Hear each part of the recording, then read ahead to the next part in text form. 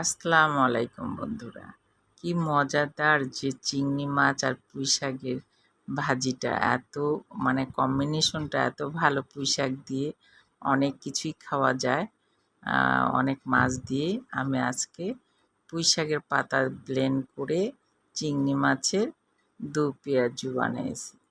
আর এখন আমি পেঁয়াজগুলো দিয়ে দিলাম, একটু 2টা কাঁচামরিচ দিয়ে দিলাম, হলুদ দিয়ে দিলাম, লবণ, ধনিয়া জিরার গুঁড়া দিয়ে দিলাম, একটু আদা রসুন বাটাও দিয়ে দেবো, চিংড়ি মাছগুলো দিয়ে দিচ্ছি, দিয়ে একসাথে সব কিছু কষে নেব।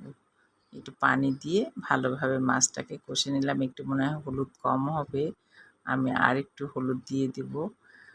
তারপরে আমার সিদ্ধ করা পুঁই শাকের পাতাগুলো আমার ব্লেন্ড করে রাখা আছে, সেগুলোর মধ্যে আমার কষানো হয়ে গেছে। এখন আমি ঢেলে দিলাম, ঢেলে দিয়ে আমি ভালোভাবে একবার কষাই নেব। নেওয়ার পরে আবারও একটু পানি দিয়ে কষাই নিয়ে, এই দেখেন অল্প একটু হয়ে গেল।